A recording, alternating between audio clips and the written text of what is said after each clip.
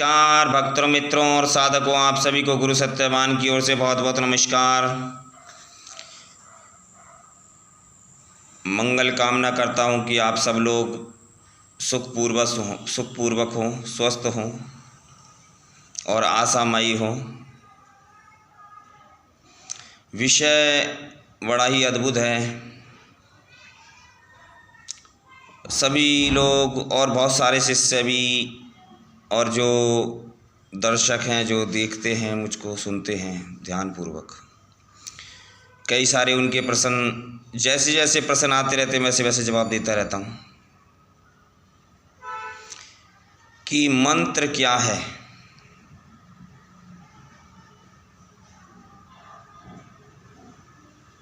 मंत्र है क्या? तो मंत्र वास्तविकता में कुछ भी नहीं है।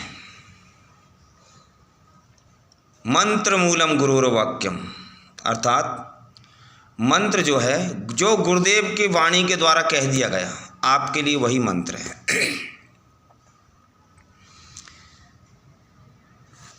3 प्रकार के मंत्र होते हैं।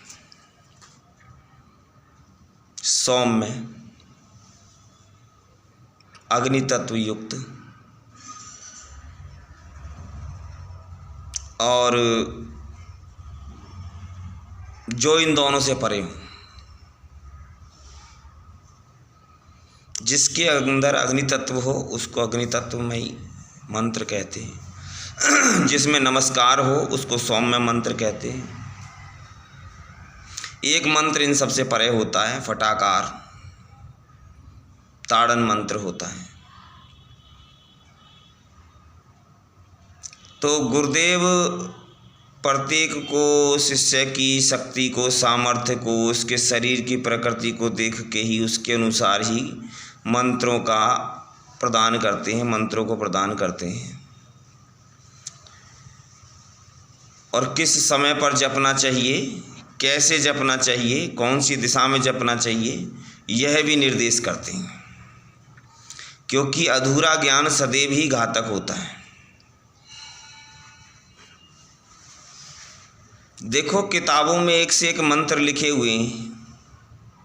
बहुत से लोग बोलेंगे इन मंत्रों को तो हम पहले से जानते थे, या फिर ये तो मंत्र बड़ा ही विचित्र प्रकार का मंत्र, ऐसा तो कभी सुना ही नहीं है। ऐसा कोई मंत्र होता है? तो मंत्र, बहुत सारी तरह के मंत्र होते हैं, परंतु कौन सा मंत्र आपके लिए उपयोगी है,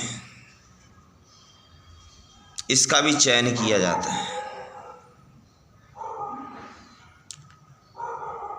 दूसरा, किताबों में जो लिखा हुआ मंत्र है वह शक्तिशाली नहीं है, क्योंकि सभी वेदों में, पुराणों में, शास्त्रों में, तंत्रों में, सभी में बहुत सारे मंत्र दिए हुए हैं। तो सभी मंत्र काम करने चाहिए, लेकिन ऐसा नहीं होता। सभी मंत्र काम नहीं करते। गुरु को मालूम होती है कौन सा मंत्र जागृत है और कौन सा मंत्र जागृत नहीं है। जो जागृत नहीं होता उसको गुरुदेव जागृत करके ही देते हैं। इसीलिए गुरु के द्वारा मंत्र को धारण किया जाता है। मंत्र के द्वारा मन की तरंगों को तारा जाता है।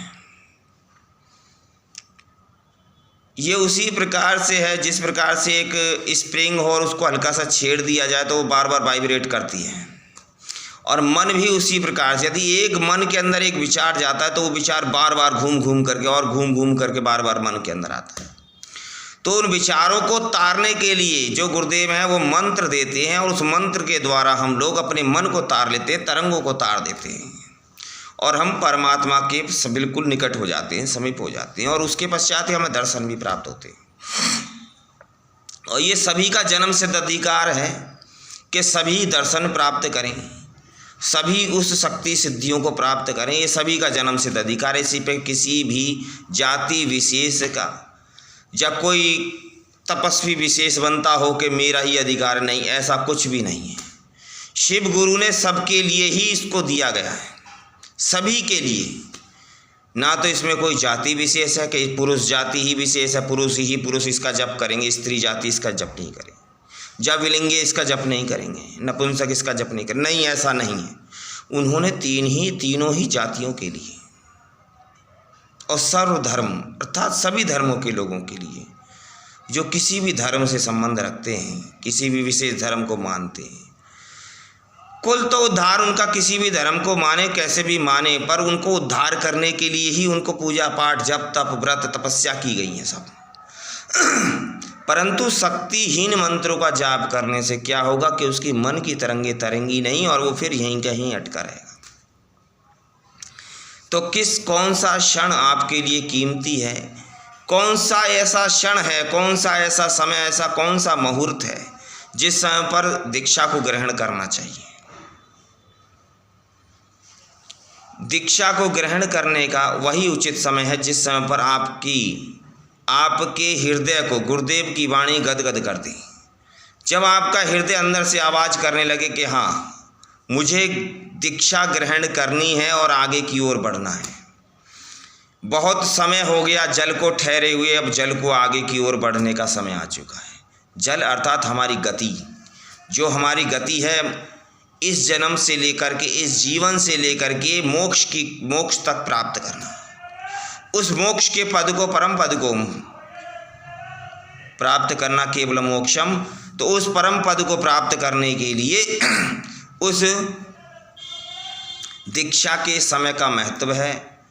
दीक्षा का समय क्या है, मैंने अभी आपको बता दिया कि जिस समय पर आपकी हृदय गदगद हो जाए गुरुदेव की वाणी को सुनकर के, आपको अच्छा महसूस हो, अंतरात्मा एकदम एकाग्र हो जाए कि मुझे ये प्राप्ति करके रहनी है,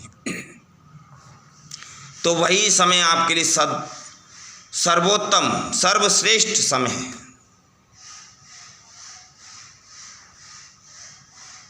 तो समय का विचार ना करें, और जीवन बड़ा ही क्षणभंगुर है, ऐसा कुछ नहीं है।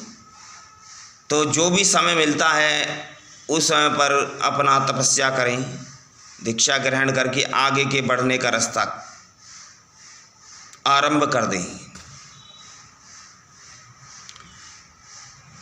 कैसे बैठना है, कब बैठना है, जब तक सारी पिपासा अर्थात सारी जिज्ञासाएं शांत ना हो जाएं, जब तक प्रसन्न करते रहें गुरुदेव से।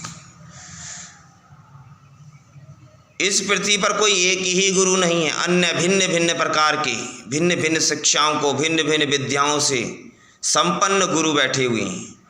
बस आपके हृदय को आवश्यकता है उसको पहचानने की। जिस समय पर आप उनकी पहचान कर लेंगे, जिस समय पर आपका हृदय गदगद होकर के बोलने लग जाएगा कि आज मुझे ग्रहण करना है और आगे बढ़ना है, वही समय सर्वश्रेष्ठ है और उसी के द्वारा आपको सब प्रकार की फलों की प्राप्ति होगी। क्या जब हम दीक्षा ले लेते हैं तो क्या हमें अपनी जो उपलब्धि है उनके विषय में अन्य से बताना चाहिए? ये भी प्रश्न आया था। तो जो हमारे गुरु भाई हों, सर्वप्रथम तो गुरु से ही उसकी जो उपलब्धि हुई, प्राप्ति हुई, उसकी चर्चा करनी चाहिए। उसके पश्चात जब गुरुदेव आदेश कर दें, छुपाने की आवश्यकता नहीं है, जब गुरुदेव आदेश कर दें कि हाँ अब आप किसी को भी बता सकते हैं, यदि सुरक्षित रखने लायक होगा, छुपाने लायक हो तो उसको छुपाया भी जाएगा, उस उपलब्धि को नहीं बताया जाएगा। लेकिन यदि कोई उपलब्धि ऐसी है जिसका जगत कल्याण के लिए है तो उस उपलब्धि को अपने गुरु भाइयों से भी बता सकते हैं और संसार के सामने उजागर भी कर सकते हैं, ऐसा कुछ नहीं है।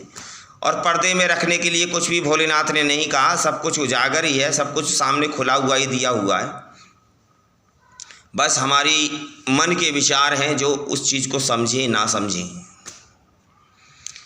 और हम अपनी विद्या के विषय में किससे शेयर कर सकते हैं? अपने गुरु भाइयों से शेयर कर सकते हैं। गुप्त विधियों को नहीं बताएंगे अन्यों को, लेकिन भक्ति के लिए सबको प्रेरित करेंगे, क्योंकि इस पे सभी का समान अधिकार है। सबको भक्ति के लिए प्रेरित करें, उन सबको बताएं महत्ता कि इससे ऐसा ऐसा होता भाई, भगवान की प्राप्ति होती, दर्शन होते हैं। जिस प्रकार से आप और हम बात करते हैं उसी प्रकार से भगवान के भी दर्शन होते हैं, उनके भी आपकी तरह ही दर्शन होते हैं। जैसे आप हमसे मिलते हैं उसी प्रकार से वो भी हमसे मिलते हैं। प्रेरित करें सबको कि ये सब असत्य नहीं है, जिसको इतना कह दिया गया कि ऐसा कुछ नहीं होता, ये नहीं होता, नहीं भाई सब कुछ होता है, सभी कुछ होता है। यहाँ तक ये मन विचार करता है वहाँ तक के दर्शन होते हैं, और इसके बाद जब विचार करना बंद कर देता है उसके बाद के भी परिदर्शन होते हैं। और दर्शनों पर किसी एक व्यक्ति विशेष का अधिकार नहीं है, ये सभी का अधिकार है। सबको भक्ति के लिए प्रेरित करें, सभी को समझाएं, जहाँ तक आपकी सामर्थ्य हो सभी को समझाएं कि ये असत्य नहीं है कुछ भी, ये सब कुछ सत्य है, हमारे पूर्वजों का बनाया हुआ यह विज्ञान बिल्कुल सत्य है, इसमें कुछ भी असत्य नहीं है। और जो दिख नहीं रहा ऐसा ना समझे ये दिखता नहीं है, ये सब कुछ दृश्यमान होता है, परंतु हमारा शरीर इस लायक नहीं है। वह सब लायक कब बनता है? जब हम सद्गुरु से मार्गदर्शन लेकर के आगे की ओर निरंतर बढ़ते रहते हैं, तो धीरे धीरे उपलब्धियां होती चली जाती हैं। और वो सभी अपने लिए ही नहीं होती, वो जगत कल्याण के लिए भी होती हैं। अपना भी पहले तो आत्म उद्धार होता है, पहले स्वयं का उद्धार होगा, स्वयं का विश्वास अडिग होगा कि हाँ है, ऐसा ही है, जैसा कहा पूर्वजों ने, जैसे हमारे वेदों में, शास्त्रों में, पुराणों में रचित है, वर्णन है, वैसे ही वो हैं, वैसे ही शिव अविनाशी हैं, वैसे ही परमात्मा परमेश्वर हैं, कोई भेद असत्य नहीं है। तो जितना भी ज्ञान आपके पास हो उसके अनुसार सभी को प्रेरित करो, उनका मनोबल बढ़ाओ कि आप भी कर सकते हैं, खाली हम ही नहीं कर सकते, आप लोग भी कर सकते हैं। आप लोग भी करें, प्राप्ति करें, आगे बढ़ें। बस मेरी यही मनोकामना है कि आप सब लोग उन परमेश्वर के एक बार दर्शन अवश्य करें जीवन के अंदर। नमः शिवाय। शिव गुरु की सदा ही जय हो, सदा ही जय हो, सदा ही जय हो।